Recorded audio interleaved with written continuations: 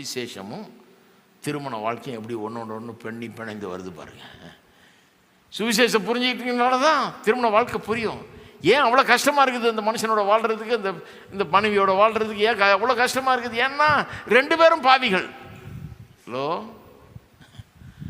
ரெண்டு பேரும் தங்க வேலை ஆகணும்னு பார்க்குறாங்க.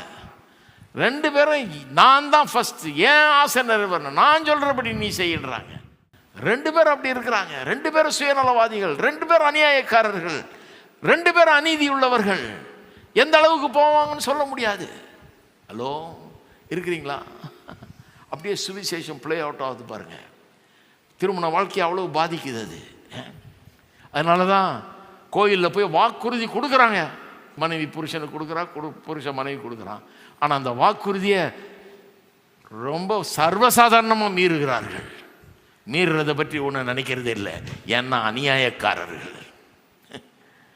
அது தப்புங்கிறது அவங்களுக்கு. ஐயோ, வாக்குறுதி கொடுத்துட்டோமே கடவுளுடைய பிரசன்னத்தில் 4 பேருக்கு முன்னாடி, இன்று முதல் உன்னை என்னுடைய விவாக மனைவியாக ஏற்றுக்கொண்டு நன்மையிலும் தீமையிலும் வாழ்விலும் தாழ்விலும் சுகத்திலும் துக்கத்திலும் உன்னை நேசித்து போஷித்து காப்பாற்றுவேன் என்று வாக்கு கொடுக்கிறேன்னு வாயை திறந்து சொல்லி அதை 100 பேர் பார்த்து ஆண்டவருடைய பிரசன்னத்தில் உன்னுடைய இள வயதின் மனைவியோடு நீ செய்து கொண்ட உடன்படிக்கைக்கு நானே சாட்சின்றார் கடவுள்.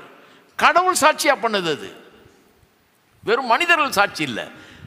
உங்கள் மேரேஜ் சர்டிஃபிகேட்டில் கையெழுத்து போட்ட 2 பேரில் சாட்சி இல்லைங்க, கடவுள் சாட்சின்றார். நான் சாட்சி, உன் இள வயதின் மனைவியோட பண்ணி கொண்ட உடன்படிக்கை நான் சாட்சின்றாரு.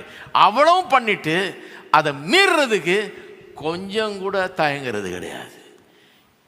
எப்போ சான்ஸ் கிடைச்சாலும் அதை பற்றி அதை தூக்கி ஓரமாக வச்சாச்சு. வாக்குறுதி கொடுத்தாச்சு, அது ஒன்றுமே கிடையாது. ஏன்னா உள்ளத்தில் தான் அந்த அநியாயம் இருக்குதே, அன்ஜஸ்ட் நேச்சர், அநியாயமாக நடந்துக்கிற ஒரு குணம் இருக்குதே.